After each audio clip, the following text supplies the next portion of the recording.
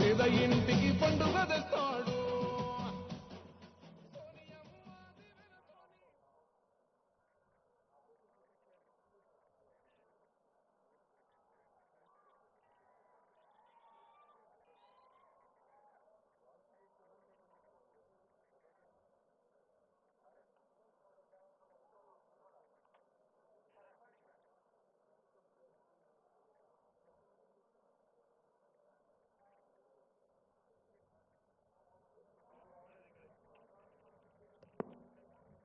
I request Sri Keshavarao sir to receive bouquet. Shirisha Madam Garu.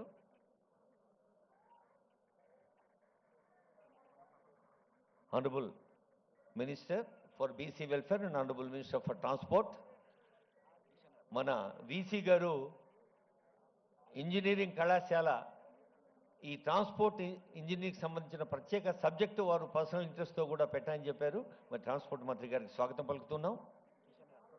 Professor Kishan గారు will be welcoming honourable minister for transport and BC welfare. Honourable పెద్దలు హనుమంతరావు గారికి స్వాగతం పలుకుతారు. శ్రీ నగేష్ గారు.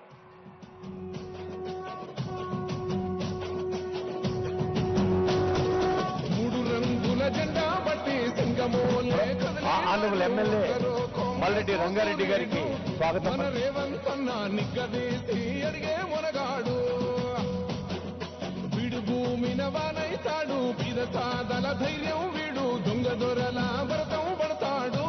మన రేవంతన్నా పేద ఇంటికి పండుగ తెస్తాడు.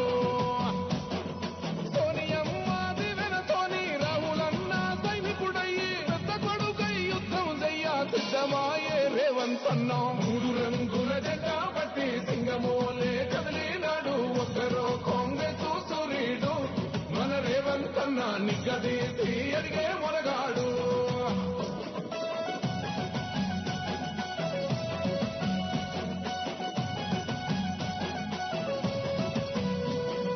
దాడులెన్ని జరిగిన గాని దడువలేదు రేవంతన్నా, గంతకంతా ఎత్తుకు ఎదిగాడు.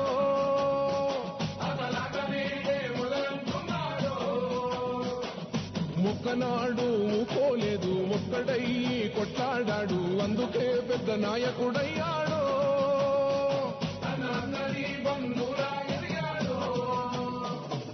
అమరవీరుల త్యాగం చూసి అమ్మ సోనియ తలువతోటి వచ్చిన మన తెలంగాణ రక్షణే చేయమంటున్నాడు. మూడు రంగుల జెండా పట్టి సింగమోలే కదిలినాడు. ఒక్కరో కాంగ్రెస్ సూరీడు, మన రేవంతన్నా నిగ్గదీసి అడిగే మొనగాడు.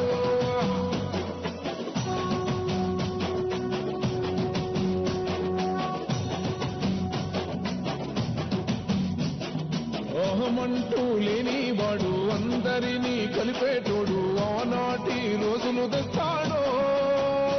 మన ఆశలన్నీ తీర్చే నాయకుడు.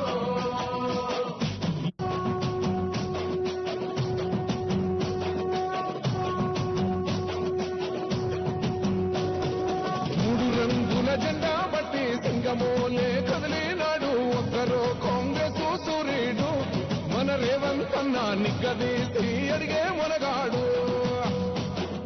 వీడు భూమిన వానైతాడు, పీద సాదల ధైర్యం వీడు, దొంగ దొరల భరతం పడతాడు. మన రేవంతన్నా పేద ఇంటికి పండుగ తెస్తాడు.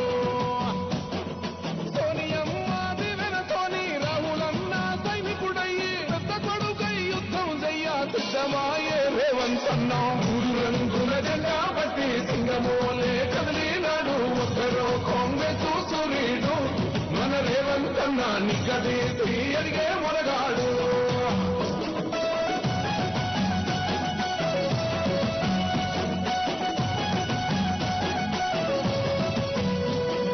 దాడులెన్ని జరిగిన గాని దడువలేదు రేవంతన్నా, గంతకంతా ఎత్తుకు ఎదిగాడు.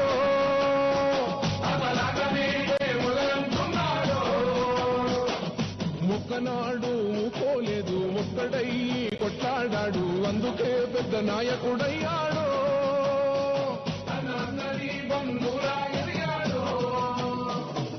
అమరవీరుల త్యాగం చూసి రక్షణే చేయమంటున్నాడు రంగుల జెండా బట్టి సింగమోలే కదిలినాడు ఒక్కరో కాంగ్రెస్ సూర్యుడు మన రేవంత్ అన్న నిగ్గదీసి అడిగే మొలగాడు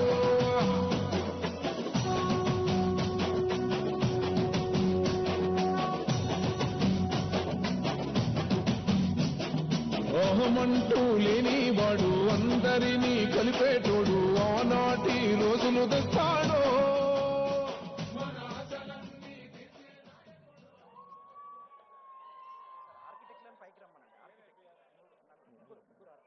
ఆర్కిటెక్ట్స్ ని వేదికపైకి ఆహ్వానిస్తున్నాం.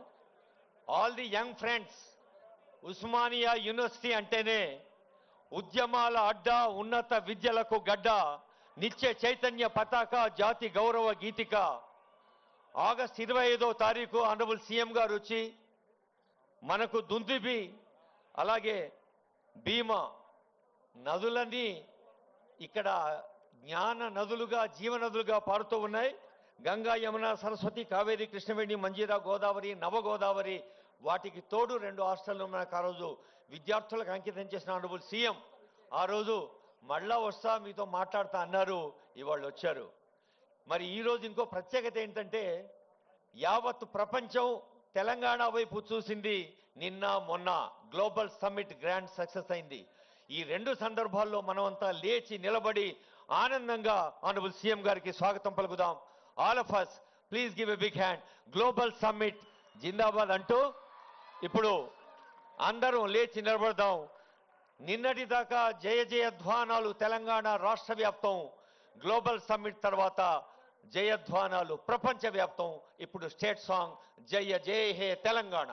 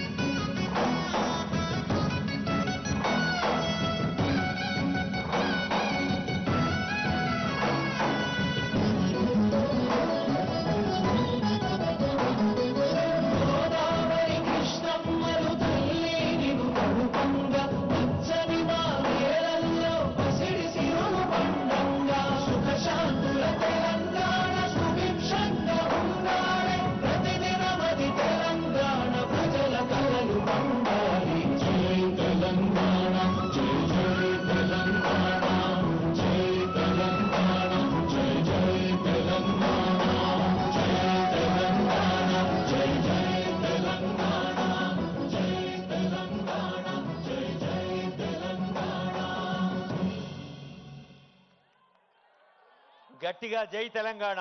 ఎన్ని వేల గొంతులు ఎన్నిసార్లు ఇక్కడ తెలంగాణ జయధ్వానాలు నినదించాయో అందరికీ హృదయపూర్వక శుభాకాంక్షలు మరోమారు తెలియజేస్తూ సదా మందస్మిత వదనం, సామాజిక స్పందన సదనం ఆర్ట్స్ కళాశాల ప్రిన్సిపాల్ కాసిం గారి స్వాగత వచనాలు.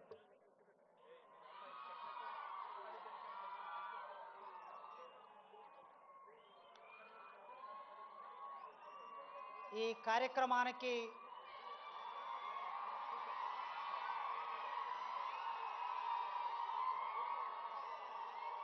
తెలంగాణ రాష్ట్ర ముఖ్యమంత్రి వర్యులు మా నల్లమల్ల ముద్దుబిడ్డ, పాలమూరు ముద్దుబిడ్డ రేవంత్ రెడ్డి గారికి ఉస్మానియా విశ్వవిద్యాలయం నిండు హృదయంతో స్వాగతం పలుకుతున్నది. వారితో పాటు మంత్రివర్గ సహచరులున్నారు, వివిధ హోదాల్లో ఉన్న పెద్ద మనుషులున్నారు, ఐఏఎస్ అధికారులున్నారు. అందరికీ పేరు పేరున స్వాగతం పలుకుతున్నాను.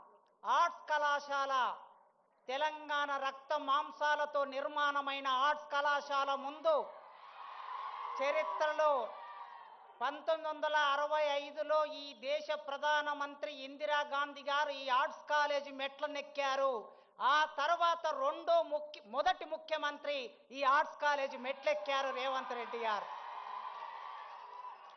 చరిత్ర మౌనంగా ఉంటది, చరిత్ర సంభాషిస్తుంది, చరిత్ర ఒక్కొక్కసారి సంవాదం నడుపుతుంది. అలాంటి చరిత్రలో భాగమవుతున్న ముఖ్యమంత్రి వర్యులు ఎప్పుడో 25-30 ఏళ్ల కిందట గీతమ్మను ప్రేమించాడు, పెళ్లి చేసుకున్నాడు. కానీ ఈ మధ్య ఇంకొక అమ్మాయిని ప్రేమించాడు ముఖ్యమంత్రి గారు. విద్య అనే పేరు కలిగిన అమ్మాయిని ప్రేమిస్తున్నాడు. విద్య, వారు ప్రతి ఉపన్యాసంలో విద్య గురించి మాట్లాడుతున్నారు. నిన్న గ్లోబల్ సమ్మిట్లో కూడా విద్య గురించి మాట్లాడారు. ఆ విద్య అనే అమ్మాయిని ప్రేమిస్తున్నారు. ఆ ప్రేమ వారి గొంతులో ప్రాణం ఉన్నంత వరకు కొనసాగించాలని ఒక టీచర్గా కోరుకుంటున్నాను. మేము ఆగస్టు నెలలో మన విశ్వవిద్యాలయ వైస్ ఛాన్సలర్ గారు కుమార్ గారు నేను కలిసి ఒక అపాయింట్మెంట్ అడిగాం. సాంఘిక సంక్షేమ శాఖ మంత్రివర్యులు అడ్లూరి లక్ష్మణ్ గారి ఆధ్వర్యంలో మేము ముగ్గురం వెళ్ళి సీఎం గారిని, అన్నా ఒక్కసారి ఉస్మానియా విశ్వవిద్యాలయానికి రండి, అక్కడ ఉన్న సమస్యలు చూడండి, ఆ సమస్యలను పరిష్కరించడానికి ఒక ఆలోచన చేయండి, మీరు తలుసుకుంటే విశ్వవిద్యాలయం రూపురేఖలు మారుతాయని మేము ఒక రిక్వెస్ట్ పెట్టగానే ఆయన ఒక మాట అన్నాడు, వైస్ ఛాన్సలర్ గారు, మంత్రి గారు, ప్రొఫెసర్ గారు వస్తున్నా, మీరు ఏర్పాట్లు చేసుకోండి అన్నాడు. ఇచ్చిన మాట ప్రకారం మేము సభలు పెడితే మా దగ్గరికి వస్తే మేము వారికి ఓట్లే ఇచ్చేది లేదు, మేము చందాలు ఇచ్చేది లేదు, మేము డబ్బులు ఇచ్చేది లేదు. కానీ ఇచ్చిన మాట ప్రకారం వచ్చారు. ఆగస్టు 25వ తారీఖు నాడు మన ట్యాగూర్ ఆడిటోరియంలో జరిగిన అద్భుతమైన సభలో వారు మా వీసీ గారు వెనక ముందాడారు డబ్బులు అడగడానికి. అయినా వారే చొరవతో 1000 కోట్లు ఉస్మానియా విశ్వవిద్యాలయానికి ప్రకటిస్తున్నా అనే మాట ఇచ్చారు. ఈ రోజుల్లో ఇచ్చిన మాట మీద నిలబడే రాజకీయ నాయకులు ఎందరండి? చాలామంది ముఖ్యమంత్రులు నేను 30 ఏళ్ల కాలంలో విద్యార్థి రాజకీయాల్లో ఇప్పుడు చూస్తూ ఉన్నాను. ఈ ఉస్మానియా విశ్వవిద్యాలయం 100 సంవత్సరాల సందర్భంగా 200 కోట్లు ఇస్తామని చట్టసభలో హామీ ఇచ్చి మా ఆనాడు 100 ఇయర్స్ వైస్ ఛాన్సలర్ గారు కూడా ఇవాళ అతిథిగా ఇక్కడికి వచ్చారు. మాట ఇచ్చి మాట నిలబెట్టుకోలేదు. కనీసం 30, 40, 60 కోట్లు కూడా ఇవ్వలేకపోయారు. కానీ మొన్న మేము మళ్ళీ వెళ్ళినప్పుడు ఆయన అన్నాడు, 3 నెలల కాలం, ఆగస్టు నుంచి సెప్టెంబర్, అక్టోబర్, నవంబర్, ఇప్పుడు డిసెంబర్లో ఉన్నాం, 3 నెలల కాలంలో జీవో తీసుకొని, మీరందరూ వాట్సాప్ చెక్ చేసుకోండి, 1000 కోట్లకు సంబంధించిన జీవో తీసుకొని ముఖ్యమంత్రి గారు ఇక్కడికి వచ్చారు. ఇచ్చిన మాట నిలబెట్టుకున్న రేవంత్ రెడ్డి గారికి ఒక టీచర్గా, విశ్వవిద్యాలయం ఒకప్పటి విద్యార్థిగా, ఈ విద్యార్థి లోకం 40,000 మంది ఈ యూనివర్సిటీలో చదువుకుంటున్నారు. మీ అందరి తరపున వారికి వందనాలు తెలియజేస్తున్నా. ఇక మిగిలింది 1000 కోట్లతో అందమైన భవనాలు 24 నెలల్లో వారు అనుకుంటే నిర్మాణం జరుగుతుంది. జీవో ఇచ్చారు గనక, డబ్బులు వచ్చాయి గనక 24 నెలల్లో ఇంజనీర్ల పని పూర్తి చేస్తారు. కానీ అన్నా, రేవంత్ అన్నను నేను మొదటి నుంచి అన్నా అని పిలవటం నాకు అలవాటు. 20 ఏళ్ల నుంచి మా స్నేహంలో భాగంగా అన్నా అనే సీఎం గారు, అన్నా భవనాలు వచ్చిన తర్వాత ఆ భవనాల్లో నాణ్యమైన విద్యను బోధించే అధ్యాపకులు కావాలన్నా మాకు. మా దగ్గర 1000 పోస్టులు ఖాళీగా ఉన్నాయి. ఇప్పటి వరకు 15 సంవత్సరాల కాలంలో ఒక్క పోస్టు కూడా భర్తీ కాలేదు. మా విద్యార్థులు మీరు ఎప్పుడు అంటూ ఉంటారు, నాణ్యమైన విద్య కావాలంటారు. నాణ్యమైన విద్య కావాలంటే నాణ్యమైన విద్య బోధించే అధ్యాపకులు కావాలి. ఈ వేదిక మీద నుంచి నేను సవినయంగా కోరుకుంటున్నా, అధ్యాపకుల రిక్రూట్మెంట్కు సంబంధించి ఒక 15 రోజుల్లో మీరు ప్రాసెస్ మొదలు పెడతారని, మీరు మాట ఇస్తారని కోరుకుంటున్నాను. తప్పనిసరిగా చివరికి ఒక్క మాట చెప్పి ముగిస్తా. మేము మొన్న వీసీ గారు నేను వెళ్ళాం ఈ సమావేశానికి ఆహ్వానించడానికి. వారే ఒక మాట అన్నారు, ప్రొఫెసర్ గారు ఢిల్లీలో జేఎన్యూ ఉన్నది, మరొక చోట ఆక్స్ఫోర్డ్ ఉన్నది, ఇంకొక చోట స్టాన్ఫోర్డ్ ఉన్నది. ప్రపంచంలో ఈ విశ్వవిద్యాలయాల పేర్లు చెప్పుకుంటున్నారు. మరి తెలంగాణలో హైదరాబాద్ నగరంలో 100 సంవత్సరాలు పూర్తి చేసుకున్న ఈ ఉస్మానియా విశ్వవిద్యాలయం పేరు వాటిలాగా చెప్పుకోవాలి కదా అన్నారు. చాలా మంచి మాట చెప్పారు వారు. ఆ మాట వారే చేయగలరు. ఖచ్చితంగా ఈ ఉస్మానియా విశ్వవిద్యాలయం నాకు 16 సంవత్సరాల సర్వీస్ ఉన్నది. మీరు ఇంకొక 1000 మందిని భర్తీ చేస్తే వాళ్ళు 30 ఏళ్ళు పనిచేస్తారు. రాజకీయ నాయకుల జోక్యం లేకుండా, ఎమ్మెల్యేల జోక్యం లేకుండా, ఎంపీల జోక్యం లేకుండా, మంత్రుల జోక్యం లేకుండా పూర్తిగా సెలక్షన్ కమిటీకి వదిలేయండి. తప్పనిసరిగా నాణ్యమైన ప్రొఫెసర్లను భర్తీ చేసే బాధ్యత మా యూనివర్సిటీ వైస్ ఛాన్సలర్ కుమార్ గారు తీసుకుంటారు. ఈ విశ్వవిద్యాలయాన్ని మీరు 2047 అన్నారు కదా, ఆ 47 కాదు 2037. ఇవాళ 25లో ఉన్నాం. 35కి వచ్చే నాటికి ఈ విశ్వవిద్యాలయం రూపురేఖలు మీ నాయకత్వంలో మార్చగలం. ఆ హామీ ఇస్తూ నాకు ఈ అవకాశం ఇచ్చిన మీకు వందనాలు తెలియజేస్తూ ముగిస్తున్నాను. Thank you. తెలంగాణ అంటేనే ఒక గ్లోబల్ అప్రోచ్. మరి స్టాన్ఫోర్డ్ లాంటి ప్రపంచ స్థాయి యూనివర్సిటీ స్థాయికి కేవలం 10 ఏళ్లలో ఎదిగేందుకు ఆనరబుల్ సీఎం గారి అండదండలు, ఆశీర్వచనాలు కావాలని చెప్పారు ప్రొఫెసర్ కాసిం గారు. భౌతిక సదుపాయాలు ఉన్నాయి, బౌద్ధిక సామర్థ్యాలు కావాలి అన్న వారి సందేశానికి ధన్యవాదాలతో 30 సంవత్సరాలుగా విశ్వవిద్యాలయ ఇంజనీరింగ్ కళాశాలలో, విశ్వవిద్యాలయంలో అన్ని హోదాల్లో సేవలందించి 20 ప్రపంచ దేశాల్లో సాంకేతిక ప్రసంగాలు, అనేక మంది విద్యార్థుల్ని పిహెచ్డిలో ఎంటెక్తో గైడ్ చేసిన పెద్దలు మన యూనివర్సిటీ వైస్ ఛాన్సలర్ కుమార్ గారి సందేశం.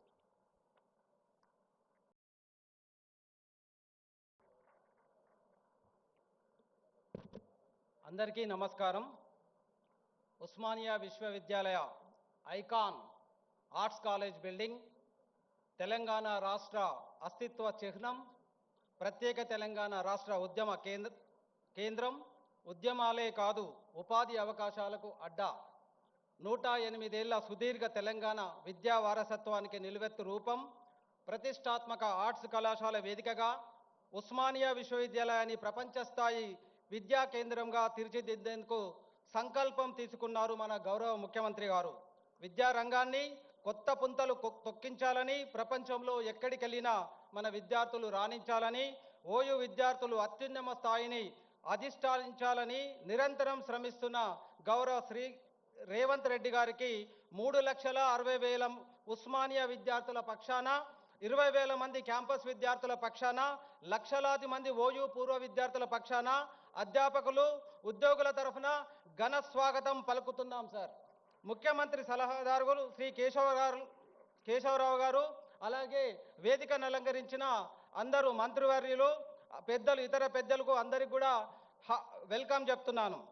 అలాగే ఆయా ఫ్యాకల్టీల డీన్స్, ప్రిన్సిపల్స్, విభాగాధిపతులు, బోర్డ్ ఆఫ్ స్టడీస్ చైర్మన్లు, డైరెక్టర్లు, విశ్రాంత అధ్యాపకులు, ఓయూ బోధనేతర సంఘాల ప్రతినిధులు, పూర్వ విద్యార్థులు, అధ్యాపకులు, ఉద్యోగులు, పరిశోధకులు, మీడియా ప్రతినిధులు అందరికీ నా యొక్క నమస్కారం.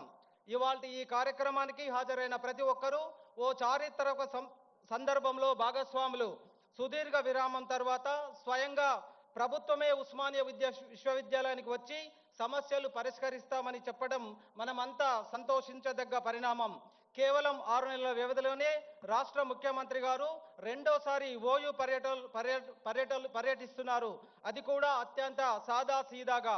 గత ఆగస్టు 25న ఠాగూర్ ఆడిటోరియంలో జరిగిన మీటింగ్లోనే ముఖ్యమంత్రి గారు చాలా స్పష్టంగా చెప్పారు, మీకు ఏం కావాలో చెప్పండి అని మనం చెప్పిన వాటికి అదనంగా పోటీ ప్రపంచానికి అనుగుణంగా ఓయూ ఎలా ఉండాలో నిర్దేశిస్తున్నారు. వారం వారం స్వయంగా సమీక్ష చేస్తూ ఓయూ కోసం ఏం చేయడానికైనా సిద్ధమే అని సంకేతాలు ఇచ్చారు. అందుకు అనుగుణంగా కమిటీలు ఏర్పాటు చేశారు. కమిటీ సభ్యులు ఐఐటి హైదరాబాద్, ఐఎస్బి సహా ఉత్తమ విద్యా కేంద్రాలన్నింటిని పరిశీలించారు. ఓయూకు కావాల్సిన వసతులు, ఇతర రీసెర్చ్ ల్యాబొరేటరీలు, క్రీడా సౌకర్యాలు, మంచి అకాడమిక్ వాతావరణం కల్పించడానికి అవసరమైన సూచనలతో సమగ్ర నివేదిక రూపొందించారు. ఓయూకు అవసరమైన మౌలిక వసతుల కల్పన, ఉద్యోగుల నియామకాలు, మరో 100 ఏళ్లు ఓయూ పురోగతికి అవసరమైన వసతులు కల్పించేందుకు ముఖ్యమంత్రి గారి మార్గదర్శకత్వంలో మేమందరం పనిచేస్తున్నాం.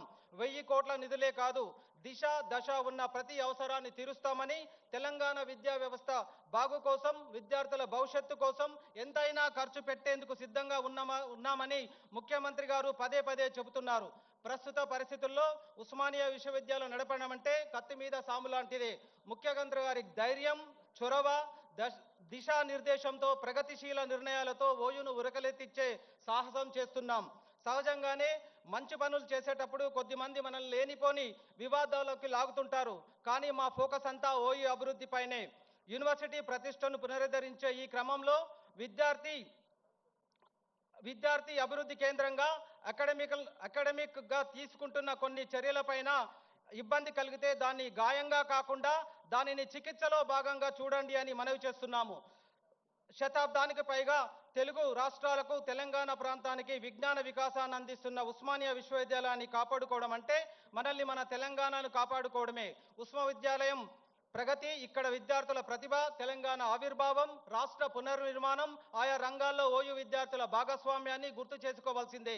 ఓయూ ఆవిర్భావం, అభివృద్ధి ప్రయాణంలో తమ మేధస్సును, శ్రమను అందించిన ప్రతి ఒక్కరికి భాగస్వామ్యాన్ని మననం చేసుకుందాం. ఉస్మానియా విశ్వవిద్యాలయం 100 ఏళ్లు పూర్తి చేసుకొని ప్రస్తుతం ఓ దశకు చేరుకుంది. తెలుగు రాష్ట్రాల్లోనే అత్యుత్తమ విశ్వవిద్యాలయంగా పేరుకుంది. దేశంలో 7వ పురాతన విశ్వవిద్యాలయంగా పేరుంది. ఆధునిక ప్రపంచాన్ని ఎదుర్కొంటూ నిలబడగలిగింది. ప్రతిష్టాత్మక ఎన్ఐఆర్ఎఫ్ ర్యాంకింగ్లో అగ్రగామిగా ఉంది. క్యూఎస్ వరల్డ్ ర్యాంకింగ్లో 1200 నుండి 1400 స్థానం సంపాదించడంతో పాటు ఏషియా క్యూఎస్ ర్యాంకింగ్లో 2 తెలుగు రాష్ట్రాల్లో అగ్రగామిగా నిలుస్తూ 470 ర్యాంకును కైవసం చేసుకుంది. ఆధునిక పోటీ ప్రపంచాన్ని ఎదుర్కొంటూ నిలబడగలిగింది. ఓయూను మరో దశలోకి ఓయూను మళ్లించాల్సిన ఆవశ్యకత మనందరిపైన ఉన్నది. నైపుణ్యాలను అందిపుచ్చుకొని మార్కెట్కు అనుగుణంగా విద్యార్థులను తీర్చిదిద్దాల్సిన బాధ్యత అధ్యాపకులుగా మనం అందరం తీసుకోవాలి. రాష్ట్రంలో గ్రామీణ పేద, బలహీన వర్గాల పిల్లలను ఉన్నత ఉద్యోగాలు సాధించే దిశగా ఆధునిక సాంకేతిక తర్ఫీదు సిద్ధమవ్వాలి. విద్యార్థులను కేవలం విద్యా బోధనకు మాత్రమే పరిమితం చేయకుండా సమాజం పట్ల వారి బాధ్యతను పెంచేలా తీర్చిదిద్దాల్సిన బాధ్యత మనందరిపైన ఉన్నది. ఇప్పటికే గౌరవ ముఖ్యమంత్రి శ్రీ రేవంత్ రెడ్డి గారి చేతుల మీదుగా దుందిబి భీమా హాస్టల్లో 2 నూతన విద్యార్థి వసతి గృహాలను అందుబాటులోకి తెచ్చుకున్నాం. కొత్తగా 2 వసతి గృహాలను ముఖ్యమంత్రి గారు పునాది రాయి వేశారు. వీటి నిర్మాణం కోసం గిరిజన సంక్షేమ శాఖ, సాంఘిక సంక్షేమ శాఖలు 10 కోట్ల చొప్పున మంజూరు చేశాయి. అవి ప్రోగ్రెస్ లో ఉన్నాయి. కేవలం పట్టాలు అందించడమే కాదు, విద్యార్థులకు ఉపాధి అవకాశాలు లభించేలా నైపుణ్యాలు నేర్పాలనే లక్ష్యంతో ముఖ్యమంత్రి గారు పనిచేస్తున్నారు. ఇందుకోసం స్కిల్ యూనివర్సిటీ ఏర్పాటు చేశారు. ఓయూ విద్యార్థులను సైతం సమగ్ర శిక్షణతో విస్తృత ఉద్యోగ ఉపాధి అవకాశాలున్న ముఖ్యమంత్రి ఆకాంక్ష మేరకు అందరం పనిచేస్తున్నాం. ఠాగూర్ ఆడిటోరియంలో గౌరవ ముఖ్యమంత్రి గారు ఉస్మానియా విశ్వవిద్యాలయ పురోగతికి సంపూర్ణ సహకారం అందిస్తానని చెప్పి వెళ్లారు. మాట నిలబెట్టుకుంటూ మళ్ళీ 1000 కోట్ల నిధులతో ఓయూను అభివృద్ధి చేసేందుకు నిన్ననే జీవో ఇష్యూ చేశారు. కొన్ని సమస్యలతో ఉస్మానియా యూనివర్సిటీలో విద్యార్థులు, అధ్యాపకులు, ఉద్యోగులు సుదీర్ఘకాలంగా పోరాడుతున్నారు. వాటి పరిష్కారం పట్ల ముఖ్యమంత్రి గారు చాలా సానుకూలంగా ఉన్నారు. అమలు సాధ్యమయ్యే ప్రతి సమస్యను పరిష్కరించేందుకు కృషి చేస్తున్నారు. ఈ సందర్భంగా ప్రత్యక్షంగా, పరోక్షంగా ఓయూతో సంబంధం ఉన్న ప్రతి ఒక్కరి పక్షాన ముఖ్యమంత్రి గారికి కృతజ్ఞతలు తెలుపుతున్నాం. జరిగిన అత్యంత ప్రతిష్టాత్మక తెలంగాణ రైజింగ్ 2047 సమ్మిట్ జరిగింది. ప్రపంచ నలుమూలల నుండి లక్షల కోట్ల పెట్టుబడులు వచ్చాయి. హైదరాబాద్ తెలంగాణ అభివృద్ధిలో తెలంగాణ రైజింగ్ సమ్మిట్ ఓ మైలురాయిగా నిలబడుతుంది. ముఖ్యమంత్రి గారి తెలంగాణ అంటే ఫ్యూచర్, తెలంగాణ అంటే నేషనల్ ప్రైడ్, తెలంగాణ అంటే శ్రమ అంటే గ్లోబల్ ఈవెంట్స్, విజన్ తెలంగాణ అంటే విజన్, తెలంగాణ అంటే ఇంపాక్ట్, అట్లాగే తెలంగాణ అంటే ట్రస్ట్, తెలంగాణ అంటే ఎడ్యుకేషన్ అనే రెండు కూడా జోడించాలని నేను అందరు కోరుకుంటున్నాను. అట్లాగే ముఖ్యమంత్రి గారి డైలాగ్ మనందరికీ గుర్తుంటుంది. మొదట ముఖ్యమంత్రి గారి రాకతో ఇంతకు ముందో లెక్క ఇక ముందో లెక్క అనుకున్నాం, కానీ ముఖ్యమంత్రి గారి ప్రతి నిర్ణయం తర్వాత అదే డైలాగ్ గుర్తుకొస్తుంది. ఇంతకు ముందొక లెక్క ఇప్పటి నుంచో లెక్క అని తెలంగాణ రైజింగ్ సమ్మిట్లో 2047తో రాష్ట్రంలో విద్యా ఉపాధి అవకాశాలు పుష్కలంగా ఉన్నాయి. ఫ్యూచర్ సిటీ ఆవిర్భావం కొత్త అవకాశాలను మెండుగా మోసుకొస్తుంది. ఇక ఫ్యూచర్ సిటీలో 13 లక్షల కొత్త ఉద్యోగాల కల్పనకు అవకాశం ఏర్పడి ఐటీ శాఖ మంత్రులు ప్రకటించారు. ఈ విస్తృత అవకాశాలు విద్యార్థులు వినియోగించుకోవాలి. ఉన్నత స్థాయి ఉద్యోగులుగా, వ్యాపారవేత్తలుగా, విద్యావేత్తలుగా ఆయా రంగాల్లో అగ్రగామి శాస్త్రవేత్తలుగా ఎదగాలి. యావత్తు తెలంగాణ రాష్ట్ర ఉజ్వల భవిష్యత్తుకు పడ్డ ఈ పునాదిపై మన భవిష్యత్తు నిర్మించుకోవాలి. అప్పుడే ముఖ్యమంత్రి గారి చొరవకు అర్థం పరమార్థం ఉంటుంది. ముఖ్యమంత్రి గారు దూకుడు చూస్తుంటే $3 బిలియన్ ఎకానమీ 2047కు కాదు, అంతకు ముందే సాధ్యమయ్యే సూచనలు స్పష్టంగా కనిపిస్తున్నాయి. అందివచ్చిన అవకాశాలతో రాష్ట్ర ప్రభుత్వం సంపూర్ణ సహకారంతో నైపుణ్య విద్య, సిలబస్లో మార్పులు, కొత్త కోర్సులు, కృత్రిమ మేధ, machine learning, quantum computing, health care కోర్సులపై ఫోకస్ చేద్దాం. సామాజిక శాస్త్రాలను కొత్త ఒరవడికి బాటలు చేద్దాం. ముఖ్యమంత్రి గారు ఆశించిన ప్రగతిని క్వాలిటీ విద్య, క్వాలిటీ పరిశోధనలో నిజం చేసి చూపిద్దాం. ఉస్మానియన్లుగా ఇదే ఉత్తేజంగా కలిసికట్టుగా నడుద్దాం. ప్రభుత్వానికి సహకరిద్దాం. ప్రభుత్వం నుంచి విరివిరిగా నిధులు తెచ్చుకుందాం. భవిష్యత్తు తరాలకు బంగారు భవిష్యత్తు అందిద్దాం. రాష్ట్ర ప్రభుత్వం ఇస్తున్న భారీ నిధులతో కొన్ని మౌలిక సదుపాయాలు మీతో పంచుకుంటున్నా. ముఖ్యంగా ఉస్మానియా ప్రగతి 4 పిల్లలపై ఆధారపడి ఉన్నది.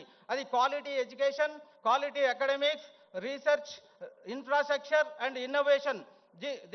దీని అనుగుణంగా ఇప్పుడు ఇస్తున్న 1000 crores academic block, research and development block, మరో నూతన విద్యార్థుల వసతి గృహం, సమీకృత క్రీడా ప్రాంగణం, సమీకృత గ్రంథాలయం, నూతన ఆరోగ్య కేంద్రం, స్పోర్ట్స్ కాంప్లెక్స్, అవుట్డోర్ క్రీడా మైదానం, బయోడైవర్సిటీ పార్క్, కన్వెన్షన్ సెంటర్, ప్రవేశ ద్వారాలు, వ్యాయామశాలలు, రహదారుల విస్తరణ, సైక్లింగ్ ట్రాక్, పాదాచారుల నడక మార్గాలు, విశ్వవిద్యాలయ ఎమ్యూనిటీస్ సెంటర్, ఇంకా చాలా అంశాల్లో మెరుగైన మౌలిక వసతులు కల్పించేందుకు కసరత్తు చేస్తున్నాం. అధ్యాపకుల నియామకాలు, కాంట్రిబ్యూటరీ పెన్షన్ అమలు సహా అధ్యాపకులు, విద్యార్థులు, పరిశోధకులు, ఉద్యోగుల సమస్యల పరిష్కారం దిశగా ప్రభుత్వం చాలా సానుకూలంగా ఉంది. ముఖ్యమంత్రి గారి కూడా అనేక అంశాలపై స్పష్టత ఉన్నది. కాబట్టి ఒక్కొక్కటిగా అన్నిటికీ పరిష్కరిస్తారని, ఆ దిశగా అడుగులు వేస్తున్నారని కోరుతున్నాం. నా ప్రసంగం ముందు మరోసారి చెబుతున్నా, ఓయూ అభివృద్ధికి నిధులు ఇవ్వడం అంటే తెలంగాణ రాష్ట్ర బడుగు బలహీన వర్గాల పిల్లల భవిష్యత్తు కోసం పెట్టుబడి లాంటిదే అవుతుంది. ముఖ్యమంత్రి గారి సభ ఉస్మానియా చరిత్రలో సువర్ణ అక్షరాలతో లిఖించబడుతుంది. ఓయూ ఉన్నంత వరకు గౌరవ శ్రీ రేవంత్ రెడ్డి గారి పేరు చరిత్రలో నిలిచిపోతుంది. మీ అందరి తరఫున ఈ చారిత్మక సందర్భంలో సభాధ్యక్షత వహించే అవకాశం, ముఖ్యమంత్రి గారితో కలిసి ప్రత్యక్షంగా పనిచేయడం నా అదృష్టంగా భావిస్తున్నా. జై ఉస్మానియా, జై హో Osmania. Thank you so much.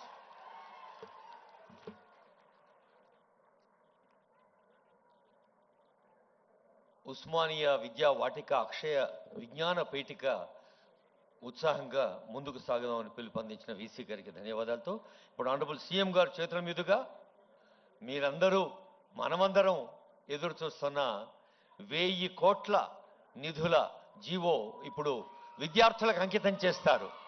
Honourable CM ప్రజాంకితం చేసే కార్యక్రమాలు ఎన్నో చేపడుతూ ఉన్నారు. ఆ జీవో, ఆ తర్వాత QR కోడ్, ఆ తర్వాత 45 లక్షల చెక్ ఒకటి north America alumni association, Devasena madam గారు, గణపతి రెడ్డి గారు, గంటా చక్రపాణి గారు, ఈ కమిటీలో ఉన్న మెంబర్స్ ప్రొఫెసర్ వీసీ గారితో పాటు గణపతి రెడ్డి గారు, చక్రపాణి గారు, బషారత్ అలీ గారు, బాబురాజు గారు, సుబ్రహ్మణ్య గారు, తిరుపతిరావు గారు. QR కోడ్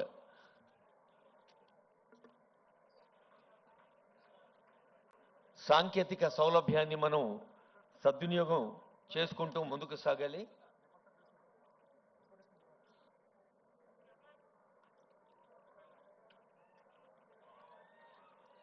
ఉస్మానియా విశ్వవిద్యాలయ అలుమ్ని వారు 45 లక్షల రూపాయల cheque professor Sujatha, special officer doctor Sairam, Soundarya, Harinath Reddy, Ravi Mayireddy, professor Stevenson. ఇప్పుడు దునియా అంతటా వినిపిస్తోంది AI, artificial intelligence. Honourable CM గారి నోట వినిపిస్తోంది EI, E for education, I for irrigation. అంటే విద్యార్థులు, యువత ఎంత ఉత్సాహంగా ముందుకు సాగాలో మన రైతన్నలు, రైతు మహిళలు కూడా అంతే చల్లగా దీవించాలి.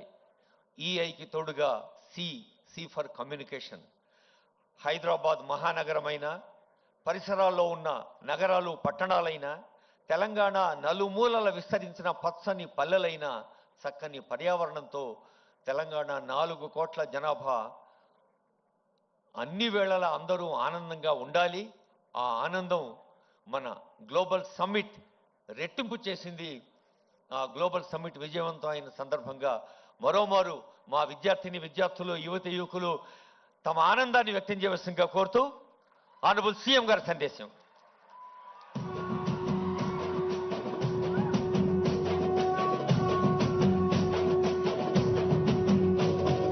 మూడు రంగుల జెండా బట్టి సింగమోలే కదిలేనాడు ఒక్కరో కాంగ్రెస్ సూర్యుడు మన రేవంత్ అన్న నిగ్గదీసి అడిగే మొనగాడు.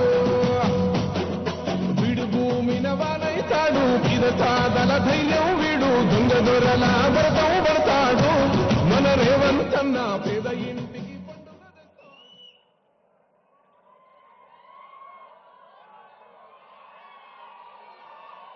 ఉస్మానియా యూనివర్సిటీ యువమిత్రులందరికీ అంతర్జాతీయ మానవత్వ దినోత్సవ శుభాకాంక్షలు. డిసెంబర్ 2025 108 సంవత్సరాల చరిత్ర కలిగిన భారతదేశంలోనే అత్యంత పురాతన యూనివర్సిటీలలో 7వ స్థానాన్ని, దక్షిణ భారతదేశంలో 3వ స్థానాన్ని ప్రాధాన్యతను ఆక్రమించిన ఉస్మానియా యూనివర్సిటీ గొప్ప చరిత్రను పరిగణలోకి తీసుకొని వేలాది మంది ఉస్మానియా యూనివర్సిటీ విద్యార్థులు, యూనివర్సిటీ వైస్ ఛాన్సలర్ గారు, ఆర్ట్స్ కళాశాల ప్రిన్సిపల్ గారు, అధ్యాపక సిబ్బంది, పూర్వపు విద్యార్థులు, నేడు చదువుకుంటున్న విద్యార్థులు, వేదిక మీద దాదాపుగా 60 సంవత్సరాల ఉస్మానియా యూనివర్సిటీకి సజీవ సాక్ష్యంగా ఉన్న పెద్దలు కేశవరావు గారు, మీడియా మిత్రులు, తెలంగాణ ఉద్యమకారులందరికీ కూడా మనస్ఫూర్తిగా అభినందనలతో కృతజ్ఞతలు తెలియజేస్తున్న మిత్రులారా, ఉస్మానియా యూనివర్సిటీకి రావాలి, ఆర్ట్స్ కళాశాల ముందు నిలబడి ఇక్కడ చదువుకుంటున్న విద్యార్థుల యొక్క ఆకాంక్షల్ని అడిగి తెలుసుకోవాలి.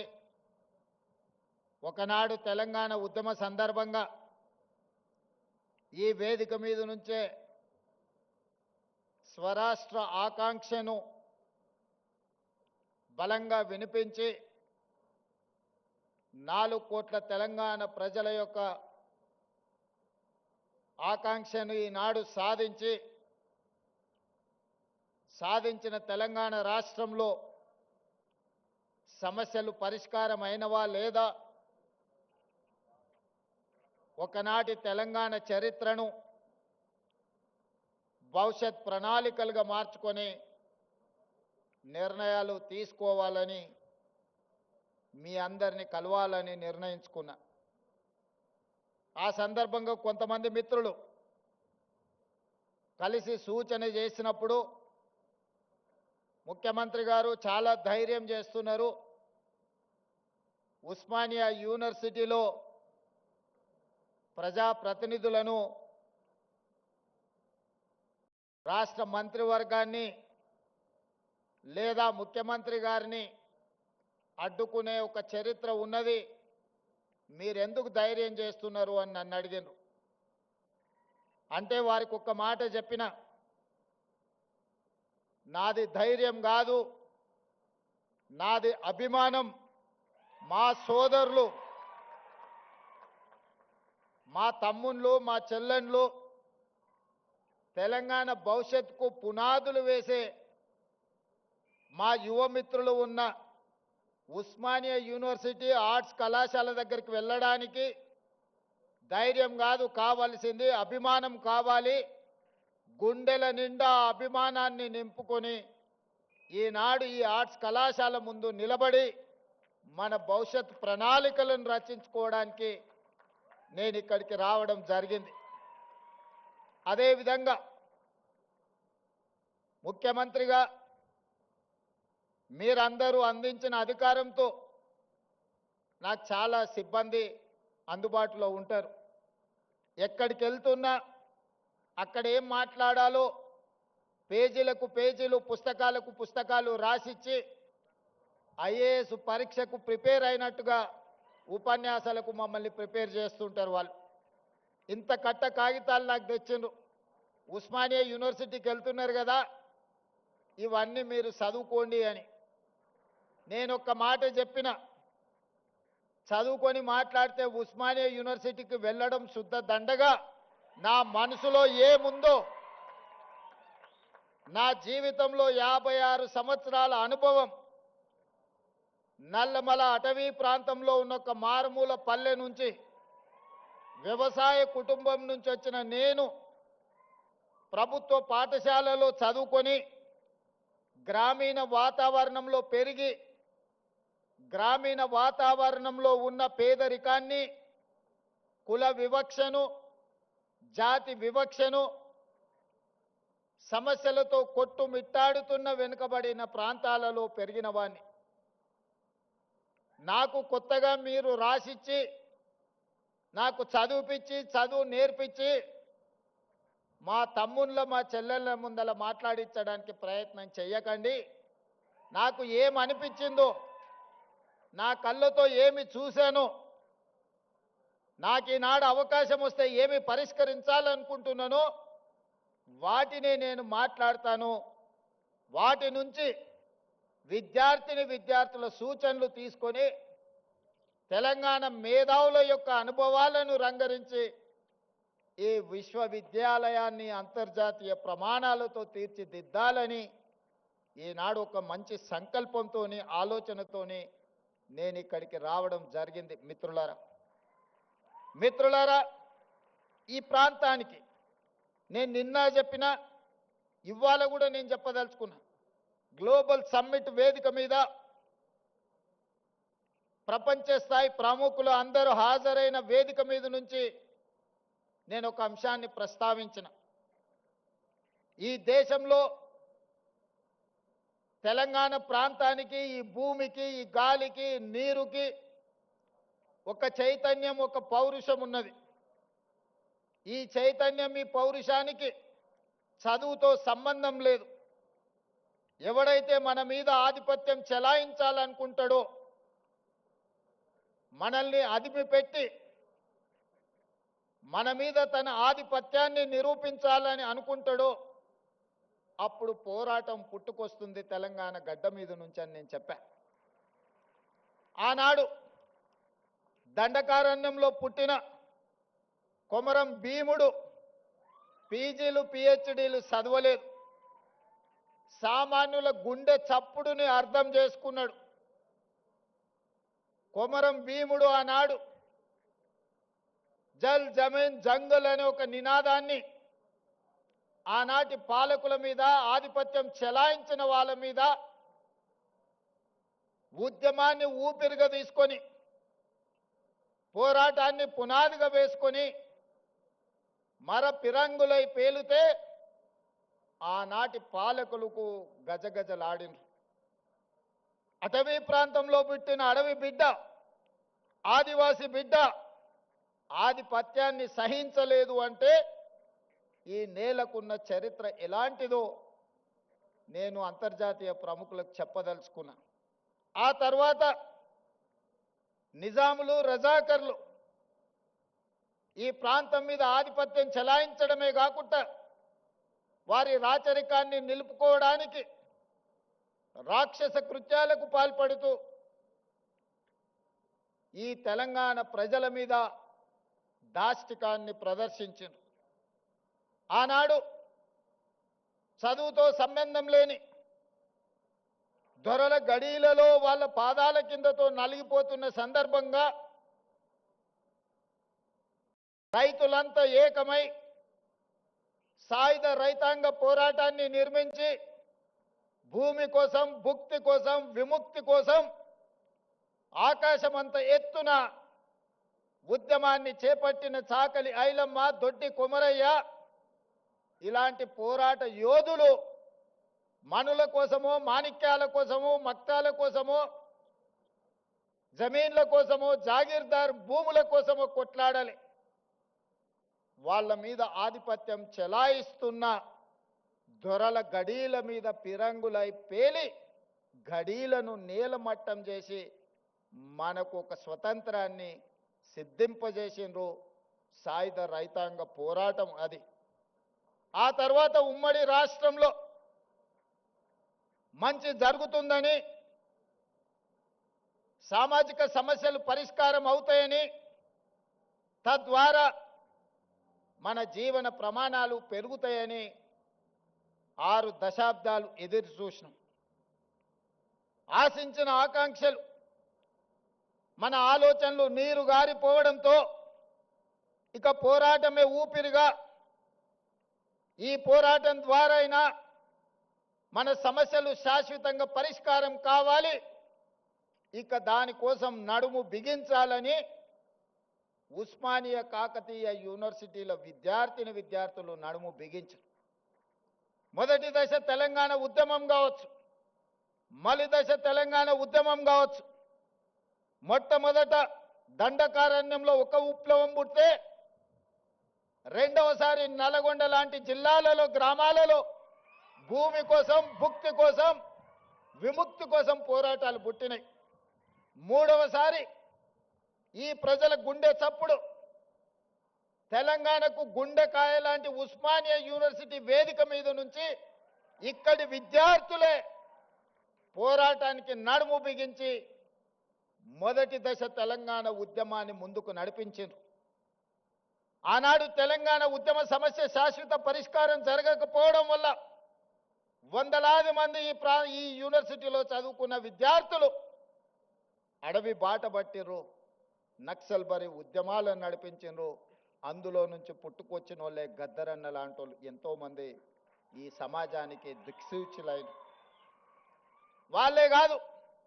ఈ ఉస్మానియా యూనివర్సిటీ గొప్ప ఆర్థిక మేధావి పివి నరసింహారావు గారిని, ఉత్తమ పార్లమెంటేరియన్ జైపాల్ రెడ్డి గారిని, పోరాటాలకు స్ఫూర్తినిచ్చిన జార్జి రెడ్డిని, ప్రజా యుద్ధ నౌక గద్దరన్నను ఈ యూనివర్సిటీ మనకు ఒక గొప్ప వరంగా ఇచ్చింది. చాలామంది మేధావులు, ప్రపంచంలోనే గుర్తింపు పొందిన జ్ఞానులను ఈ యూనివర్సిటీ మనకు అందించింది. ఈ యూనివర్సిటీ మలిదశ తెలంగాణ ఉద్యమంలో మనల్ని అందరినీ ముందుకు నడిపింది. ఆనాడు ఈ ఉస్మానియా యూనివర్సిటీ గడ్డ మీద నుంచే కాదు, గల్లీలలో, తండాలలో, గూడాలలో, మారుమూల పల్లెల్లో ఎక్కడ ధూమ్ధాం జరిగినా ఆ ధూమ్ధాం వేదికల మీద నుంచి జయ జయ హే తెలంగాణ నాదాన్ని, నినాదాన్ని అందశ్రీ గారు మనకు అందించారు. బడికే ఎల్లని ఒక పేదవాడి బిడ్డ గొప్ప ఆసు కవిగా తెలంగాణ ఉద్యమ స్ఫూర్తిని నింపి ప్రతి గూడెంలో ప్రతి గుండెల్లో జయ జయ హే తెలంగాణ నినాదాన్ని నింపి తెలంగాణ రాష్ట్రాన్ని సాధించడంలో బడికెళ్ళని అందశ్రీ ప్రతి బడిలో ఈ తెలంగాణ నినాదాన్ని ఈరోజు వినిపించే పరిస్థితి ఈ ఉస్మానియా యూనివర్సిటీ కల్పించింది. అందుకే మిత్రులారా, ఎప్పుడు సమాజానికి ఏ సమస్య వచ్చినా ఆ సమస్య మీద ఈ యూనివర్సిటీ విద్యార్థులు కదలడం ద్వారా ఆ సమస్యకు పరిష్కారం దొరికింది. ఆ పరిష్కారమే స్వరాష్ట్ర తెలంగాణ ఆకాంక్ష. మరి ఈ తెలంగాణ వస్తే ఇక్కడున్న మా తమ్ముళ్ళు చెల్లెళ్ళు ఏం ఆశించరు? ఎవరి ఆస్తులు అడగలే, ఎవరి ఫామ్ హౌజులు అడగలే, వాళ్ళు సంపాదించుకున్న సొమ్ములో వాటాలు అడగలే. ఏం అడిగినరు మా తమ్ముళ్ళు? స్వేచ్ఛను అడిగినరు, సామాజిక న్యాయం అడిగినరు, సమానమైన అవకాశాలు అడిగినరు. నేను ఇవాళ అడుగుతున్నా, నేను ఇవాళ చెప్పదలుచుకుని ఈ వేదిక మీద నుంచి నా ఉస్మానియా కాకతీయ యూనివర్సిటీల విద్యార్థులకు స్వేచ్ఛ కోసం, సామాజిక న్యాయం కోసం, సమానమైన అవకాశాల కోసం మీరు ఏదైతే గొంతు ఇప్పినరో ఈ ప్రభుత్వం, ఈ ప్రజాపాలన మీకు వేదిక ఇస్తుంది. మీరు ఎదగండి. మీరు డాక్టర్లు కాండి, లాయర్లు కాండి, ఇంజనీర్లు కాండి, ఐఏఎస్లు కాండి, ఐపీఎస్లు కాండి, గొప్ప మేధావులు కాండి, ప్రపంచానికే దిక్సూచిగా మారే గొప్ప వ్యక్తులుగా మీరు రాణించాలి. మరి ఇదంతా జరగాలి అనంటే పునాదులు బలంగా ఉండాలి. 108 సంవత్సరాల చరిత్ర కలిగిన ఈ ఉస్మానియా యూనివర్సిటీని కాలగర్భంలో కలపడానికి కొంతమంది కుట్రలు చేసిరు. ఆ కుట్రలను ఛేదించి మీరు ప్రజాపాలనను తెచ్చుకున్నారు. ఎవరి గురించి రాజకీయ విమర్శలు నేను చేయదలుచుకోలేదు.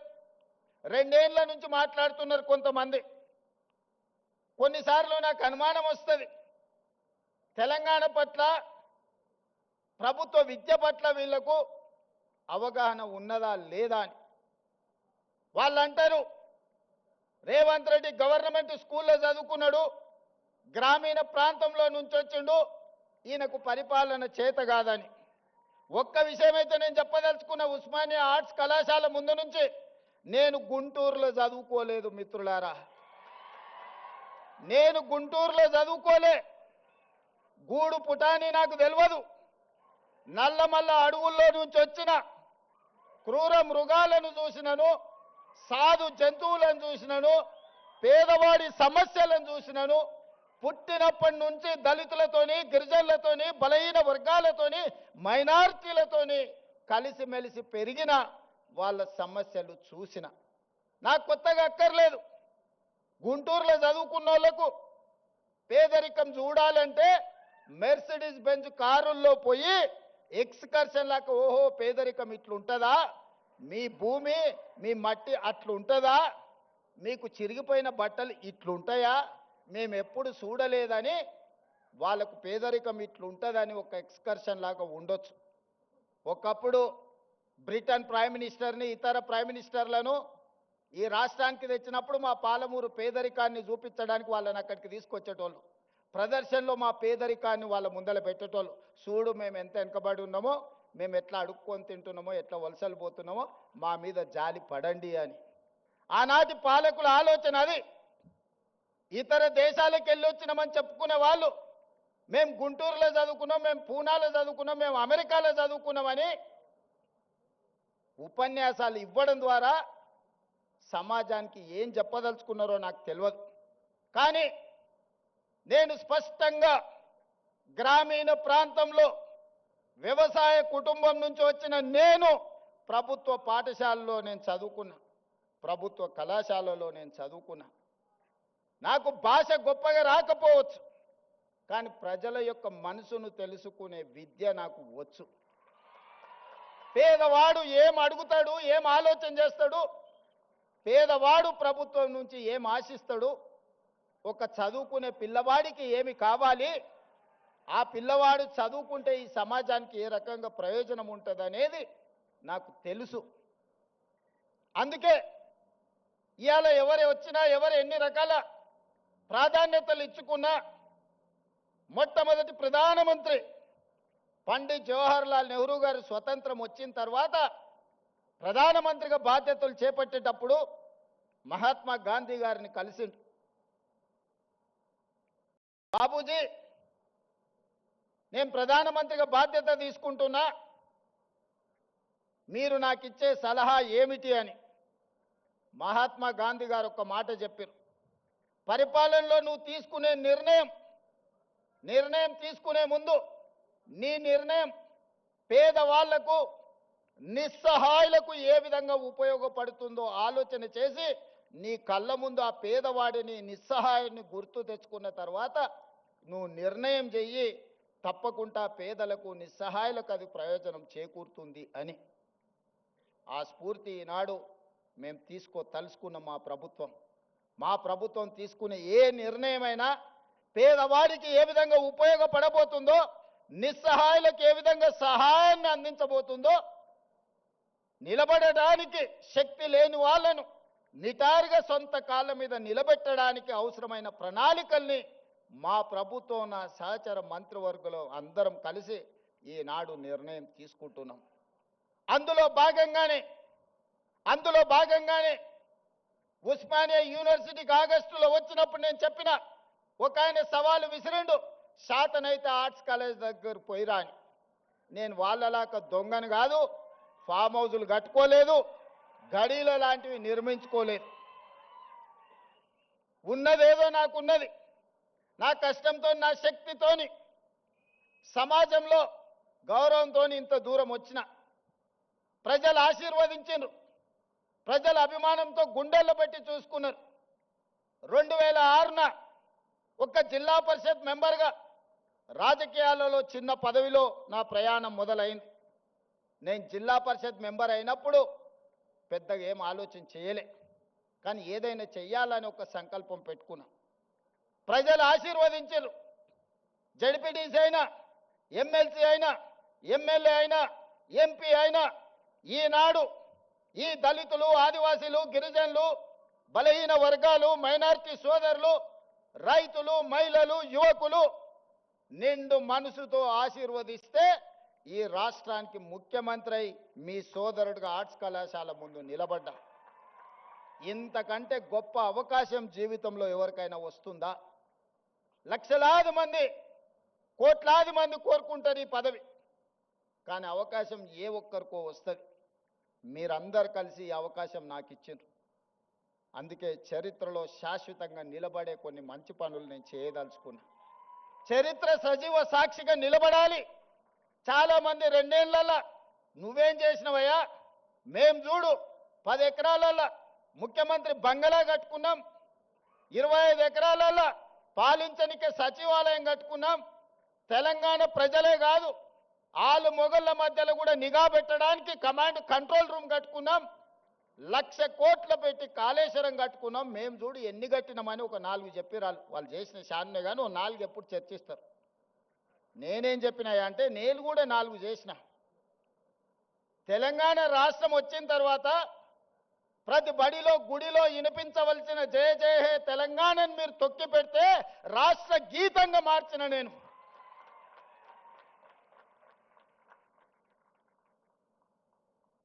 ఆనాడు తెలుగు తల్లి ఎవడికి రా తల్లి, నాకు అన్నం పెట్టిందా, నా కడుపు నింపిందా, ఎవడికి కావాలిరా తెలుగు తల్లి అని ప్రగల్భాలు పలికిన గొప్ప మాటలు మాట్లాడిన వాళ్ళు 10 ఏళ్లలో ఈ సమాజానికి తెలంగాణ తల్లి ఎట్లుంటుందో బహుజనుల తెలంగాణ తల్లిని వాళ్ళు ఆవిష్కరించలేకపోయినారు. అందుకే దొరల గడీలలో పెరిగిన తెలంగాణ తల్లి కాదు, బహుజనులలో బస్తీలలో నుంచి వచ్చిన తెలంగాణ తల్లి నిండు మనసుతో దర్పం ఉట్టిపడేలా ఈ జాతికి తెలంగాణ తల్లిని అంకితం చేసి ప్రతి సంవత్సరం డిసెంబర్ 9 నాడు తెలంగాణ తల్లి అవతరణ ఉత్సవాలను జరుపుకునే సమస్యని మనం పరిష్కరించుకున్నాం. ఈనాడు మన కళ్ళ ముందు నిలువెత్తు తెలంగాణ తల్లి, బహుజనుల తెలంగాణ తల్లి ఈనాడు తెలంగాణ రాష్ట్రంలో మనం ఆవిష్కరించుకున్నాం. ఇదే కాదు, 30-40 ఏళ్ల నుంచి వర్గీకరణ మీద రగులుతూనే ఉంది. నీవురుగప్పిన నిప్పుల వర్గీకరణ సమస్య మన యూనివర్సిటీలలో, మన కళాశాలల్లో, మన గుండెల్లో, మన మనసుల్లో ఎప్పటికప్పుడు ఆ సమస్య రగులుతూనే ఉంది. ఆ సమస్య మా దళిత బిడ్డల మధ్యలో ఒక విభజన రేఖను గీత గీసింది. దేశంలో ఏ రాష్ట్రం కూడా ఈ సమస్యను పరిష్కరించడానికి ఆలోచన చేయలే. రెండు వర్గాలుగా విడిపోయిన మా దళిత బిడ్డల్ని ఒక్క దగ్గర కూర్చోబెట్టాలంటే ఈ సమస్యకు శాశ్వత పరిష్కారం ఉండాలి అని మాదిగ ఉపకులాల వర్గీకరణ సమస్యను పరిష్కరించి ఈనాడు శాశ్వతంగా సమస్యకు ఒక పరిష్కారాన్ని చూపించి మా దళిత సోదరులందరూ ఒక్క దగ్గర కూర్చునే విధంగా ఎవరు ఎంతున్నారో వాళ్ళకంత ఇవ్వాలి అన్న ఆలోచన చేసి మొట్టమొదటి రాష్ట్రం తెలంగాణ రాష్ట్రం ఇవాళ వర్గీకరణ సమస్యను పరిష్కరించింది. ఇది సామాజిక సమస్యను మా ప్రభుత్వం పరిష్కరించింది. ఆనాడు తెల్ల దొరలు ఉన్నప్పుడు జనగణనలో కులగణన జరిగింది. 100 సంవత్సరాలు పూర్తి చేసుకున్న ఈ దేశంలో బలైన వర్గాల లెక్క తేల్చినోడే లేడు. చెయ్యాలన్న ఆలోచన చేసిన అది ముందుకు సాగలేదు. 100 ఏళ్ల సమస్యను మేము ఆలోచన చేసి socio economic education employment political and caste survey పకడ్బందీగా చేసి 4 కోట్ల తెలంగాణ ప్రజలలో ఎవరు ఎంతమంది ఉన్నారో పక్కాగా లెక్క కట్టి 100 ఏళ్ల సమస్యకు జనగణనలో కులగణన సమస్యను పరిష్కరించినాం. మనం చేయడం వల్ల కేంద్ర ప్రభుత్వం మీద ఇవాళ ఒత్తిడి వచ్చి 2026 సంవత్సరంలో జనగణనలో కులగణనను చేర్చాల్సిన పరిస్థితి ఈ దేశ ప్రధానమంత్రికి కల్పించి ఒక సామాజిక సమస్యకు శాశ్వత పరిష్కారాన్ని చూపించినాం. అంబేద్కర్ గారు చెప్పిండ్రు, రంగుల మేడలు అద్దాల మేడలు రంగుల గోడలంటే అభివృద్ధి కాదు, నిజమైన సంక్షేమం చివరి పేదవాడికి చేరినప్పుడే అభివృద్ధి జరిగినట్టని. ఆ స్ఫూర్తిని తీసుకునే ఈనాడు మా పరిపాలన కొనసాగిస్తున్నాం. సమాజంలో ఉన్న రుగ్మతలను సామాజిక సమస్యల్ని శాశ్వత పరిష్కారం దిశగా ఈరోజు మేము ముందుకు వెళ్తున్నాం. దాంట్లో భాగంగానే విద్య ఒక్కటే. ఒకనాడు జామీందారుల దగ్గర జాగీర్దారుల దగ్గర వేలాది ఎకరాల భూములను దాదాపుగా 25 లక్షల ఎకరాల భూములను సేకరించి కాంగ్రెస్ పార్టీ అసైన్మెంట్ పట్టాల రూపంలో భూమి లేని నిరుపేదలైన దళితులకు గిరిజనులకు బలైన వర్గాలకు అసైన్మెంట్ భూములను ఇచ్చింది. ఇల్లు లేని వాళ్ళకి ఇళ్ళ పట్టాలు ఇచ్చింది. ఇల్లు కట్టుకునేటోళ్లకు ఇందిరమ్మ ఇళ్ళనిచ్చింది. చదువుకునేటోళ్లకు ప్రభుత్వ పాఠశాలలు ఏర్పాటు చేసింది. ఇవాళ ప్రభుత్వాల దగ్గర భూములు లేవు పంచడానికి. ఉన్నది ఉన్నట్టు కుండ బద్దలు కొట్టి నేను చెప్తున్నా. ఇవాళ వాళ్ళ పేపర్లో రాస్తున్నారు రేవంత్ రెడ్డి పంచడానికి భూములు లేవన్నాడు, చూసినావా ఆయన ఆలోచన ఎట్లుందో. నేను వాళ్ళని అడగదలుచుకున్నా, ప్రతి దళితునికి 3 ఎకరాలు ఇస్తాన్నారు, 10 ఏళ్ళు ఉన్నారు, ఎవరికన్నా ఇచ్చిర్రా? మీరు 3000 ఎకరాల ఫామ్ హౌజులు కట్టుకున్నారు, కానీ ఏ దళిత బిడ్డ కన్నా 3 ఎకరాల భూమి ఇచ్చిర్రా? ఇది ఒకటే ప్రశ్న అడగదలుచుకున్నా. ఒక ఆయనకు ఎర్రవల్లిలు ఉంటుంది, ఇంకొక ఆయనకు జన్వాడలు ఉంటుంది, ఇంకొక ఆయనకు మోయినాబాద్ దగ్గర ఉంటుంది, వాళ్ళ ఆడబిడ్డకు శంకర్పల్లి దగ్గర ఉంటుంది. 100 ఎకరాల ఫామ్ హౌజులు అయితే మీకు వచ్చినాయి, కానీ మా దళితులకు 3 ఎకరాల భూమి వచ్చిందా? సూటి ప్రశ్న. ఇంతకంటే ఎక్కువ నేను విమర్శించదలుచుకోలే. అందుకే నేను ఒకటే చెప్పిన, మనం మేము చేసిన సిపెక్ సర్వేలో ఒక కొత్త అంశం బయటపడ్డది. వెనుకబాటుతనం గురించి ఒక ప్రశ్న ఉన్నది. వెనుకబాటుతనంలో మాకు వచ్చిన ఫీడ్బ్యాక్ ఏంటంటే, భూములు ఉన్న వాళ్ళు కూడా వెనుకబాటుతనంతో ఉన్నారు. 20 ఎకరాలు 30 ఎకరాల భూమి ఉన్న ఆసామి కూడా వెనుకబాటుతనంతో బాధపడుతున్నాడు. నేను అడిగిన, అరే 20 ఎకరాలు 30 ఎకరాలు తెలంగాణలో అంటే ఏ మూలకు పోయినా 30-40 లక్షలకి ఎకరం భూమి కదా, 10-20 కోట్ల ఆస్తుంటే వీళ్ళని ఎట్లా వెనుకబాటుతనం అంటావు అని అంటే, మా సర్వే రిపోర్ట్ ఏం చెప్పిందంటే, చదువు లేకపోవడం వల్ల వాళ్ళు వెనుకబాటుతనాన్ని అనుభవిస్తున్నారు. భూమి కాదు సమస్య, ఆ కుటుంబంలో చదువుకోకపోవడం వల్ల, ఆ కుటుంబంలో ఎవరికి చదువు లేకపోవడం వల్ల వాళ్ళు వెనుకబాటుతనంతో ఉన్నారు. వాళ్ళు పేదరికంలో లేరు, కానీ వెనుకబాటుతనంలో ఉన్నారు. పేదరికం వేరు, వెనుకబాటుతనం వేరు. భూమి లేకపోవడం పేదరికం కావచ్చు, ఇల్లు లేకపోవడం పేదరికం కావచ్చు, చదువు లేకపోవడం వెనుకబాటుతనము. చదువు ఉంటే ముందడుగేస్తారు. ఇవాళ మీ బిడ్డలే మా కాసిం, భూమి ఎంతుందో నాకు తెలియదు, ప్రొఫెసర్ కాసిం అయి ఆర్ట్స్ కాలేజ్కి ప్రిన్సిపాల్ అయ్యింది. ఇక్కడ ఉన్న కుమార్ ఉండొచ్చు, ఆ వెనకాల ఉన్న గంట చక్రపాణి గారు ఉండొచ్చు. వీళ్ళందరూ ఇవాళ చదువుకున్నారు కాబట్టే ఈరోజు సమాజంలో ఒక గుర్తింపు గౌరవంతో పాటు వెనుకబాటుతనం అనే పదమే వాళ్ళ దరిదాపుల్లో రాకుండా ఉన్నది. అందుకే వాటిని గుర్తించిన, ఆలోచన చేసిన, ఈ సమాజంలో వివక్ష నుంచి బయటికి తీసుకురావాలి. వివక్ష అనేది గ్రామాల నుంచి పారద్రోలాలి అనంటే, వెనుకబాటుతనాన్ని నిర్మూలించాలి అనంటే ప్రతి మారుమూల ప్రాంతంలో విద్యా అవకాశాలు పెంచాలి. ఆనాడు పండిత్ జవహర్లాల్ నెహ్రూ గారు ఎడ్యుకేషన్ ఇరిగేషన్ ప్రాధాన్యత ఉంటే, ఈనాడు అదనంగా కమ్యూనికేషన్ కూడా మనం యాడ్ చేసినాం.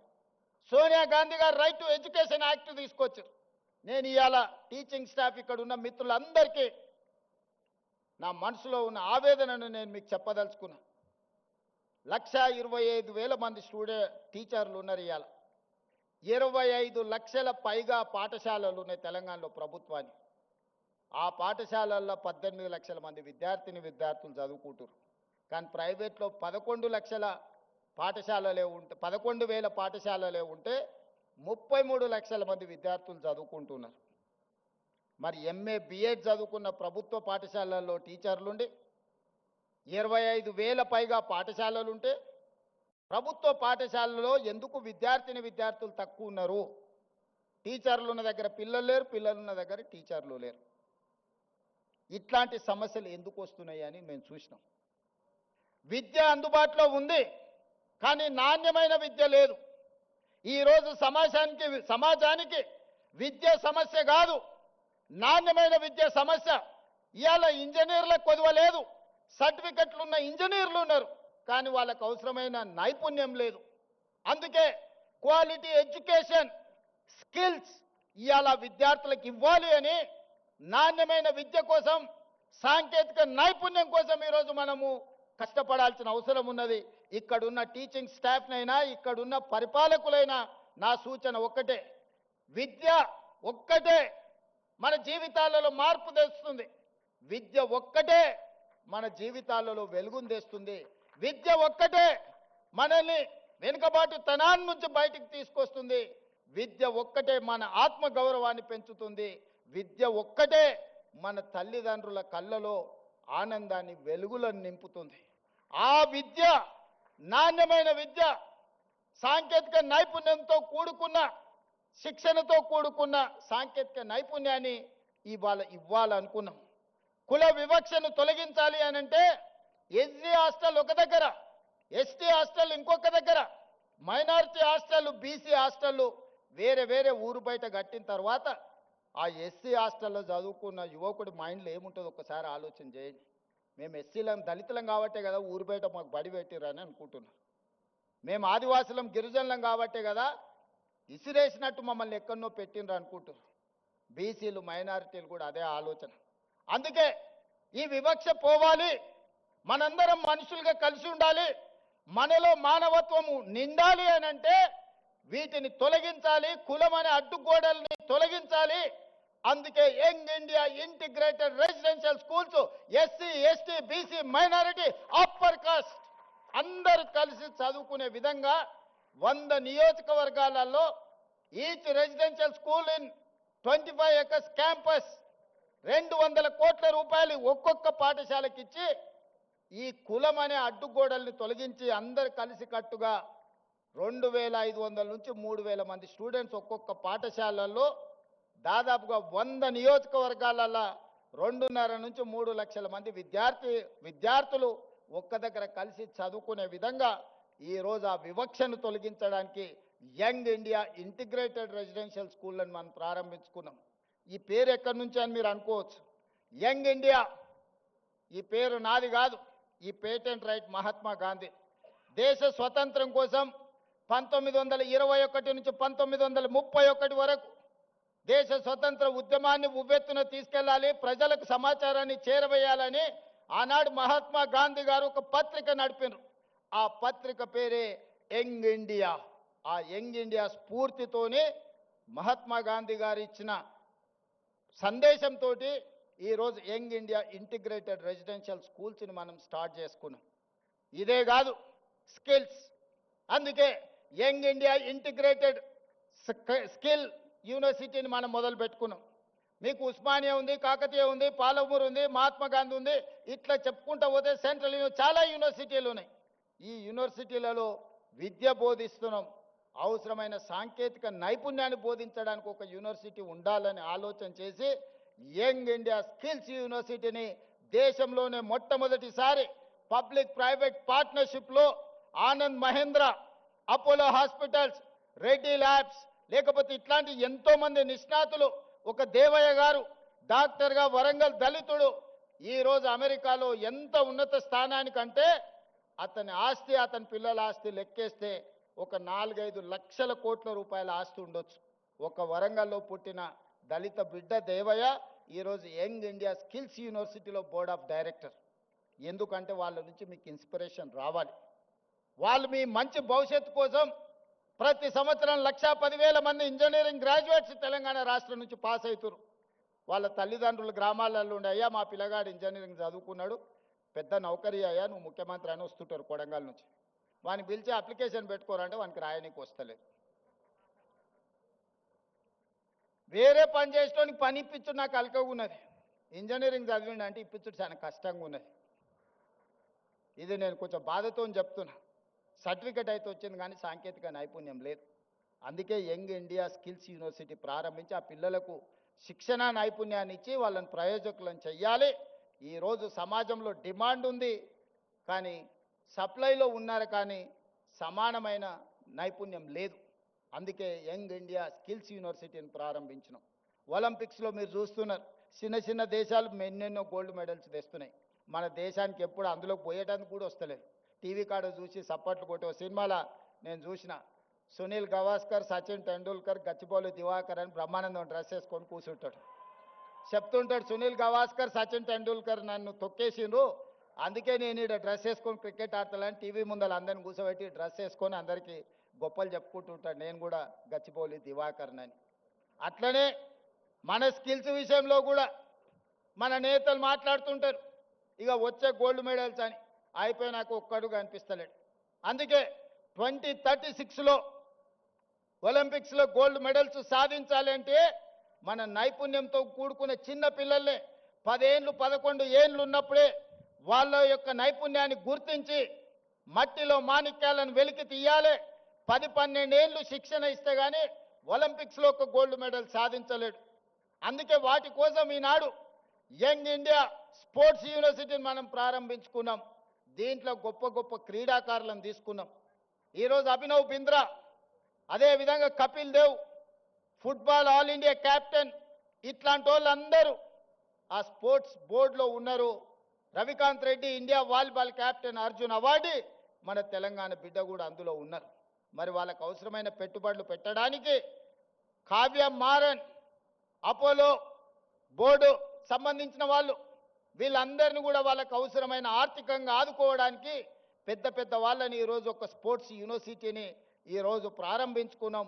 తొందరలోనే 10-12 ఏళ్ళు ఎస్సీ ఎస్టీ బీసీ రెసిడెన్షియల్ స్కూళ్ళలో చదువుకునే పిల్లల్లో ఉండే క్రీడా నైపుణ్యాన్ని గుర్తించి వాళ్ళని తీసుకొచ్చి యూనివర్సిటీలో శిక్షణ ఇచ్చి 2036లో తెలంగాణ నుంచి ఒలింపిక్స్లో గోల్డ్ మెడల్ సాధించడానికి ఈరోజు ప్రణాళికలు సిద్ధం చేస్తున్నాం.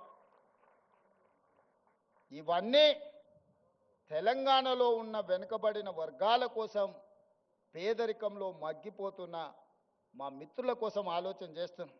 డబ్బులు ఉన్న వాళ్ళు ఏడికైనా పోయి చదువుకుంటారు. వాళ్ళు స్టాన్ఫర్డ్, ఆక్స్ఫర్డ్, లండన్ ఎకనామిక్స్, ఎక్కడికైనా స్కూల్ ఆఫ్ ఎకనామిక్స్లో ఎక్కడో పోయి చదువుకుంటారు. వాళ్ళ గురించి నేను ఆలోచన చేయాల్సిన పని లేదు. అక్కడికి పోలేని వాళ్ళను, అక్కడికి ఎదగాలనుకుంటున్న వాళ్ళకు కూడా మరి ఏమైనా చెయ్యాలి కదా. అందులో భాగంగానే మిత్రులారా ఈ ఉస్మానియా యూనివర్సిటీని వేదిక చేసుకోదలుచుకున్నా. 1000 కోట్లు అనేది పెద్ద విషయం కాదు. నేను డబ్బుల రూపంలో చూడట్లేదు, ఖర్చు రూపంలో చూడడం లేదు. ఇది నా భవిష్యత్ తరాల కోసం పెట్టుబడిగా చూస్తున్నా. ఈ పెట్టుబడి ఈరోజు రాష్ట్ర ప్రభుత్వం ఈరోజు ఇంతకుముందే గచ్చిబౌలిలో టీ హబ్లో ఈరోజు మనం గూగుల్తో ఒక జాయింట్ వెంచర్ స్టార్టప్స్ కోసం ప్రారంభించుకున్నాం. కొత్తగా పరిశోధనలు చేసే వాళ్లకు ఆర్థిక సహాయాన్ని అందించాలి. వాళ్ళకి తెలివి ఉంది, సాంకేతిక నైపుణ్యం ఉంది, వాళ్లకు చెయ్యాలనే ఆతృత ఉన్నది. కానీ ఆర్థికంగా ప్రయోగాలు చేయడానికి ఒక్క రూపాయి లేదు. తల్లిదండ్రులు కూలీ నాలి పనులు చేసుకునే పేదవాళ్ళు ఉన్నారు. వాళ్ళ పిల్లల కోసం ఇవాళ స్టార్టప్ ఫండ్ ఇప్పుడు అక్కడి నుంచే ఇక్కడికి వచ్చిన 1000 కోట్లు ఈరోజు పరిశోధన చేసే తెలంగాణ యువతకు అందించాలని అక్కడ ఒక గొప్ప ఆఫీస్ పెట్టి ఆ పిల్లలకు అక్కడ ప్లేస్ ఇవ్వండి, వాళ్ళ పరిశోధనలకు డబ్బులు ఇవ్వండి. ఒకప్పుడు గూగుల్ కూడా 2 విద్యార్థులు ఒక కార్ షెడ్లో మొదలు పెడితే ఇవాళ గూగుల్ అయింది. టెస్లా ఇలాన్ మస్క్ ఒక చిన్న పరిశోధన చేస్తే ఇలాన్ మస్క్ అయింది. ఇట్లా చాలా కంపెనీలు ప్రపంచంలో స్టార్టప్స్గా మారి మొదట్లో చదువుకున్న విద్యార్థులు చిన్న ప్రయోగం చేస్తే ఆ ప్రయోగంలో వాళ్ళు విజయం సాధిస్తే ఈరోజు ప్రపంచంలోనే ఆగర్భ శ్రీమంతులైనరు. అందుకే ఇవాళ తెలంగాణ ప్రాంతంలో ఉన్న నైపుణ్యాన్ని వెలికి తీయాలని 1000 కోట్ల కార్పస్ ఫండ్ ఈరోజు ప్రభుత్వ పరంగా నేను కేటాయించి మా తెలంగాణ పిల్లలు పరిశోధన చేస్తే ఒక్క రూపాయి కూడా పరిశోధనలో ఇబ్బంది పడద్దు, వాళ్ళు రాణించాలి, వాళ్ళు బిలియనియర్స్ కావాలి, గ్రామీణ ప్రాంతంలో నుంచి ప్రపంచంతో పోటీ పడాలని 1000 కోట్లు అక్కడ కూడా పరిశోధనల కోసం కేటాయించి ఇంకొక 1000 కోట్లు జీవో తీసుకొని ఈరోజు ఉస్మానియా యూనివర్సిటీకి వచ్చిన. ఉత్త చేతులతో రానని ఆనాడే చెప్పిన. ఉత్తుత్తు మాటలు చెప్పే అలవాటు నాకు లేదు. ఎందుకంటే వ్యవసాయం తెలిసినోని, గ్రామీణ ప్రాంతం నుంచి వచ్చినోని. మన చేనుకు ఏ పురుగు పడితే ఏ మందు కొట్టాలనో ఏం ఎరువేయాలనో తెలిసినోని. తెలంగాణకు పట్టిన చీడను పీడను ఎట్లా వదిలించాలో నాకు బాగా తెలుసు. వాళ్ళు అనుకుంటుండొచ్చు ఎంగిల్ పీస్ రాదని. జర్మన్కు, జపాన్కు, చైనాకి ఎంగిల్ పీస్ ఏం రాదు నాయన. ప్రపంచాన్ని ఏలుతున్నది చైనా, జపాన్, జర్మనీ. అక్కడ ఇంగ్లీషు రానే రాదు, కనీసం మనం ఏబిసిడీలన్నా రాయగలుగుతున్నాం. మరి ఇవాళ ప్రపంచాన్ని శాసిస్తారు ఇంగ్లీష్ మాట్లాడే అమెరికా, చైనా సప్లైస్ ఆపితే 1 గంట కూడా బతకలేదు. ఒక 1 అవర్ కూడా అమెరికా జీవించలేదు. అమెరికా ఎంత అప్పు ఉందంటే చైనాకు, వాడు నా అప్పు మొత్తం కట్టడానికి వంగబెట్టి బండ పెడితే మొత్తం అమెరికాని చైనాకు అప్పచెప్పాల్సి వస్తుంది. వానికి ఇంగ్లీష్ వచ్చా? జపాన్కి ఇంగ్లీష్ వచ్చా? జర్మన్లో ఉండే ప్రజలకు ఇంగ్లీష్ వచ్చా? మా ఈడ ఉండే యువమిత్రులకు కూడా ఇంగ్లీష్ రాదు అనేది ఏం పెట్టుకోకండి, అదేం పెద్ద విషయం కాదు. మనకు మానవత్వం ఉండాలి, మనకు మనసు ఉండాలి. ఇవాళ రాష్ట్రాన్ని నేను పరిపాలిస్తలేను ఆయన మంచిగా 2 ఏళ్ళ నుంచి మీరే చూసారు కదా. కావాలంటే 10 మంది ఇంగ్లీష్ వచ్చిన వాళ్ళని ఉద్యోగస్తులను పెట్టుకుంటే మాట్లాడవా అని చెప్పొచ్చు ఒకరి తర్వాత ఒకరిని. మా తమ్ముళ్ళకి, మా చెల్లెళ్ళకి నేను అదే చెప్పదలుచుకున్నా. మీరు ఆత్మస్థైర్యాన్ని కోల్పోకండి. భాష అనేది ఒక కమ్యూనికేషన్ మాత్రమే, అది నాలెడ్జ్ కాదు. నాలెడ్జ్ వేరు, కమ్యూనికేషన్ వేరు. మనకు నాలెడ్జ్ ఉంది, మన కమిట్మెంట్ ఉంది, మన కన్విక్షన్ ఉంది. ఈ నాలెడ్జ్, ఈ కమిట్మెంట్, ఈ కన్విక్షన్ దేశంలో, ప్రపంచంలో ఏ స్థాయికైనా ఎదగడానికి ఉపయోగపడుతుంది. మీరందరు కష్టపడండి. 2 ఏళ్లలో ఉస్మానియా యూనివర్సిటీకి కావాల్సిన అన్ని సమస్యలు నేను పరిష్కరిస్తా. టీచింగ్ స్టాఫ్ గురించి కూడా ప్రొఫెసర్ కాసిం గారు, అదేవిధంగా వైస్ ఛాన్సలర్ గారు చెప్పినారు. మీకే స్వేచ్ఛనిస్తున్నాం, కమిటీ వేసినాం, నియామకాలు ఏ విధంగా చేసుకోవాలనో మీకు అటానమస్గా మీకే ఇస్తున్నాం. మా ఇన్వాల్వ్మెంట్ ఉండదు. మీకు ఎవరైనా మంత్రులు, ఎంపీలో, ఎమ్మెల్యేలో ఫోన్ చేస్తే నాకు చెప్పరు. మీకు ఏదైనా పైరవి పట్టుకొని ఎవరైనా వస్తే నాకు చెప్పండి. వాళ్ళు ఉద్యోగాలు ఇప్పించుడు కాదు, పైరవి పట్టుకొని వచ్చిన వాళ్ళ ఉద్యోగాలు ఊడదీసే బాధ్యత నాది. నేను చెప్పను. ఈ వేదిక మీద నుంచి ఆర్ట్స్ కాలేజ్ ముందే మీకు మాటిస్తాను. మీరెవరు వైస్ ఛాన్సలర్లు అయిన వాళ్ళు మీకు కూడా తెలియదు మీరు వైస్ ఛాన్సలర్లు అవుతారు. అవునా కుమార్? ప్రొఫెసర్ కుమార్ గారు మీరు చెప్పండి, మీకు తెలుసా ఆర్ట్స్ కాలేజ్ అవుతారు అని? టీవీలో చూసుకున్నారు కదా. గంటా చక్రపాణి గారు ఇక్కడనే ఉన్నారు. వాళ్ళు వైస్ ఛాన్సలర్లు అయింది కూడా వాళ్ళ టాలెంట్ను చూసి, వాళ్ళ కమిట్మెంట్ను చూసి వాళ్ళైతే వీటిని సరిదిద్దుతారని ప్రభుత్వం వాళ్ళని వీసీలుగా నియమించింది. వాళ్ళ యొక్క శక్తి, వాళ్ళ యొక్క సామర్థ్యం, వాళ్ళకున్న ఆలోచన ఇవన్నీ వాళ్ళని వీసీలను చేసింది.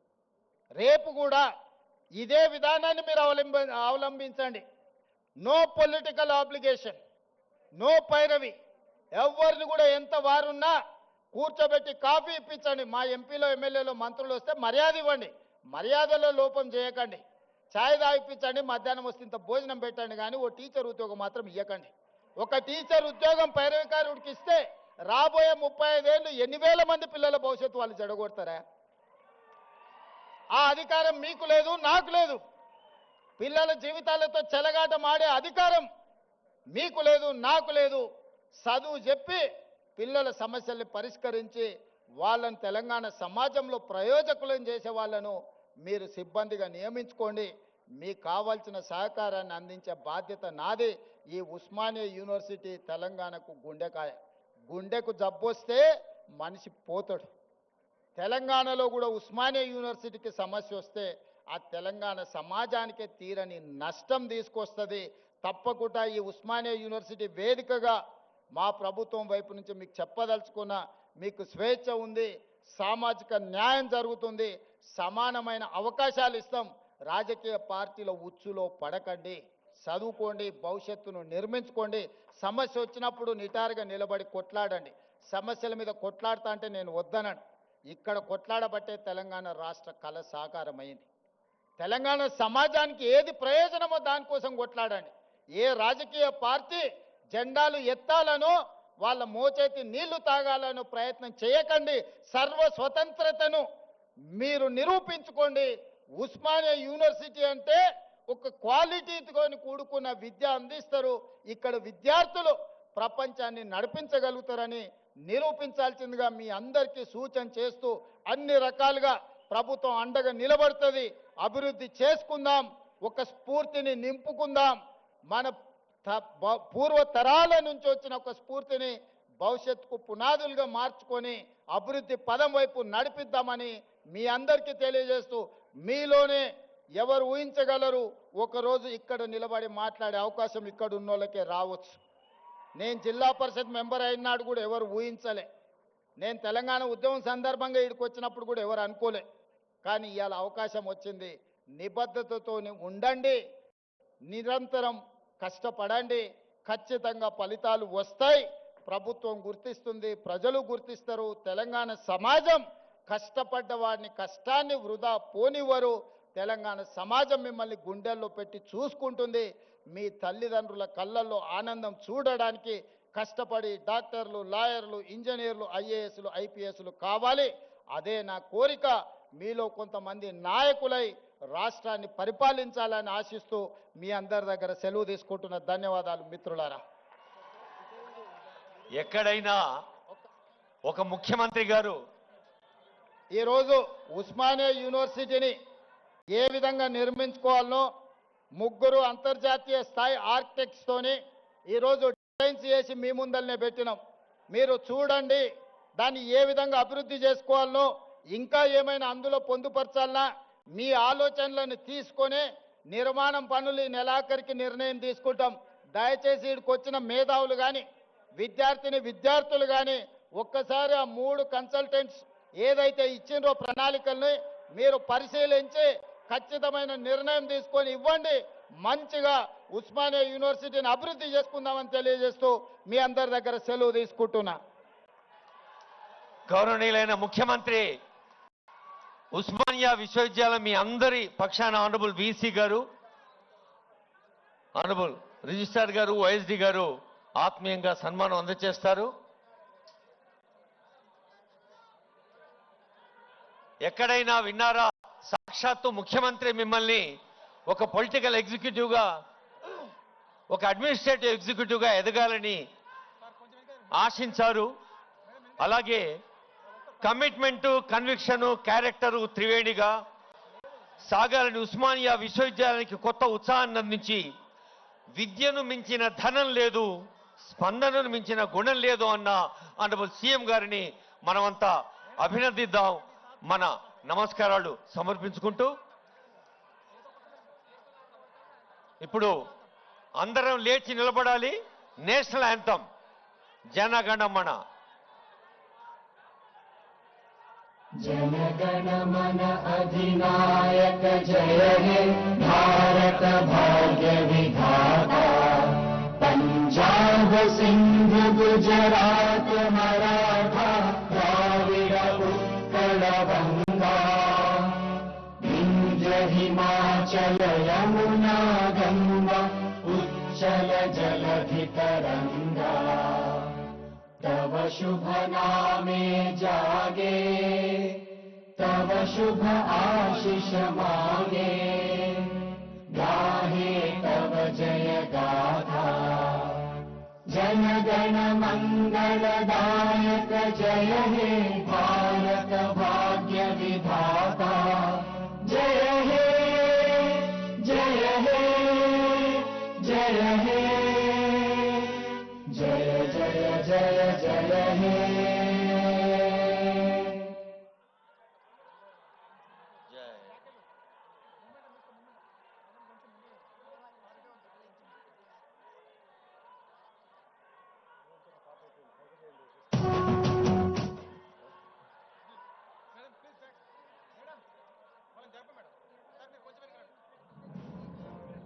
యనుమల రేవంత్ రెడ్డి అనే నేను తెలంగాణ రాష్ట్ర ముఖ్యమంత్రిగా ప్రజలందరికీ న్యాయం చేకూరుస్తానని దైవ సాక్షిగా ప్రమాణం చేస్తున్నాను.